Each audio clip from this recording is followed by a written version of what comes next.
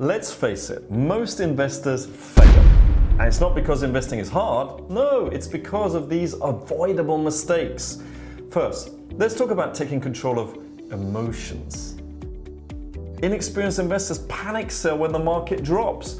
And what do you do when the market rises? You rush to buy, right? These emotional decision making leads to losses. Let me show you and how to avoid this. All right. I've seen people sell their holdings the moment a market goes down. They feel that they'll lose their money here, right? So they start panic selling. They let their emotions make the decision and forget that this asset has growth potential. And the moment the market starts rising here, they remember the growth potential and start buying. If you do this, you're selling at a lower price and buying at a higher price.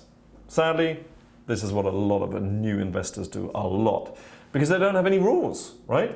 You need to know the rules and you need to follow the rules. Think of this as buying your favorite jeans when the discount sale is over. You buy it at a much higher price now after the sale. Would you do that? No. This is the same thing with investing. You want to buy when the asset is cheaper and sell when the price rises, not the other way around. So what's the solution? You need to have a solid investment strategy. You set a plan and importantly stick to it, even when the market looks rocky. Now, I use the crypto cost averaging strategy, where I know exactly when to buy and when to sell, and I know how much.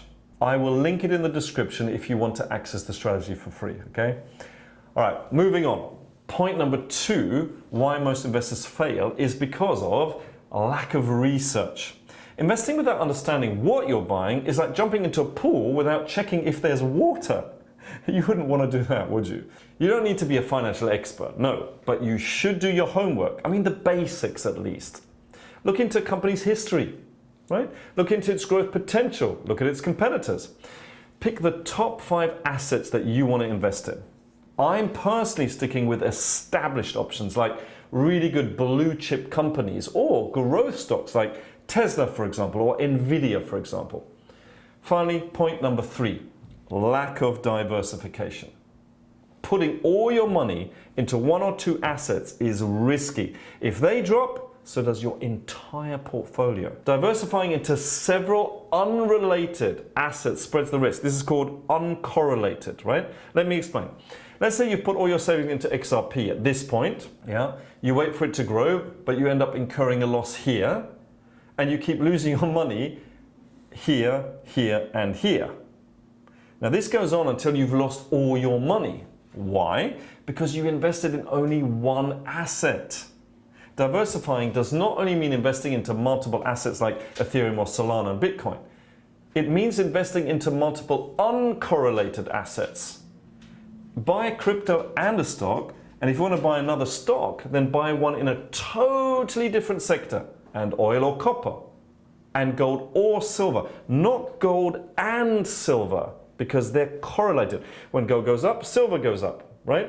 When gold goes down, silver goes down. They're correlated. It has to be uncorrelated. So it's silver or gold. Got it? So a lot of investors fail because they end up betting it all on 1 or 2 assets and they're related. You don't want to be like them. So diversify, stay consistent, and let your portfolio grow through all the highs and lows. Investing doesn't have to be complicated. People make it way more complicated than it actually is. Do your research, diversify, and avoid emotional decisions by sticking to your plan. Those 3 things, simple. Was this helpful? Please let me know what you learned from this video in the comments, and I'll see you next time.